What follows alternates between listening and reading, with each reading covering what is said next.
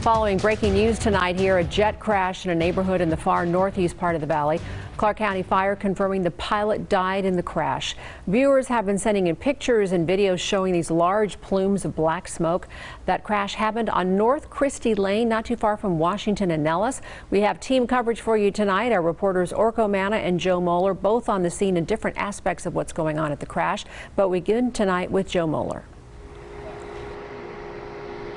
Yeah, we are waiting to get some more information about this crash, and we're trying to learn who this pilot is and whether or not they tried to eject before this plane had crashed. Now, we learned some more information about this plane a short time ago, that it is a Dassault Aviation Mirage F1 aircraft. You're taking a look here at Christie Lane and Judson. Just north of this location is where a lot of officials are meeting to discuss this. Still a lot of emergency vehicles here, and a lot of traffic in this area. A photo was sent to 8 News Now courtesy of Taylor Grimm. Even more smoke and police cars could be seen in video as well.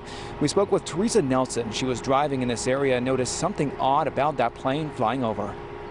I was sitting in my car and I heard a plane go by, and then I heard another plane, but it didn't sound normal. You could tell there was something wrong with it. So I looked at it and it was coming down very fast and it was pretty low.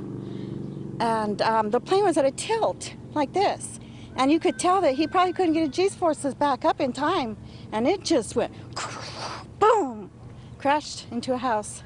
I saw the black smoke. I got pictures of that. That was crazy because you could tell there was something wrong with that plane. It was funny noises. Now back out here live, we're taking another look at the scene here. A lot of intersections are closed off. We spoke to a number of people who were out here about this. They had similar stories. They saw that plume of smoke. Many were worried because an elementary school is not too far from this location. So a lot of people were coming out calling 911, and the power was out in this area for quite some time. About an hour ago, a PIO from Metro had come by and told us we would be getting an update here soon from the Air Force. So we are waiting to get some more information from them. So of course, we'll keep you updated. Reporting live, I'm Joe Moeller. I'll send it back to you.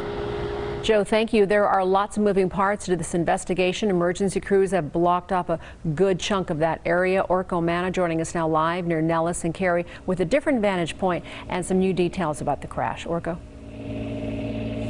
Well, Denise, Nellis Air Force Base reports that the plane involved in this crash is a contractor-operated aircraft. We're told it took off from Nellis and then went down around 2:30 this afternoon. Where we are is a couple blocks away from the crash site, but you can see Metro Police and other emergency vehicles are still blocking the streets in this area. Now, we want to show you viewer video from Sam Stultz showing the fiery aftermath of the plane crash. Just take a look. You can see the flames and a large plume of black smoke billowing into the air that could be seen for miles. Witnesses tell us this was a terrifying situation for the people who live and work in this area. I spoke to Christian Mendoza over the phone. He describes what he saw.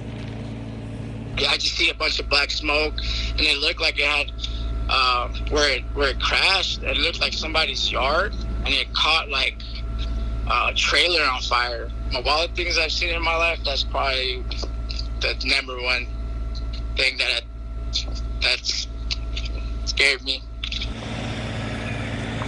And we're also hearing from officials on this crash. Governor Steve Sisolak tweeting out that he is praying for all those involved in today's incident, especially the men and women of Nellis Air Force Base, and Senator Jackie Rosen saying that she is closely monitoring this crash. Back out here live again, as you can see, we have several emergency vehicles blocking the roads in this area. Again, we're being told by the FAA that the FAA and the NTSB are also investigating this crash. Now, the NTSB does not normally investigate military incidents, but we're told because a civilian was flying the aircraft that the NTSB is involved in the investigation. As Joe said, we are awaiting an update to learn more about what exactly happened. So be sure to stay with 8 News Now, both on air and online, for the latest developments. For now, reporting live, Orko Manna, 8 News Now.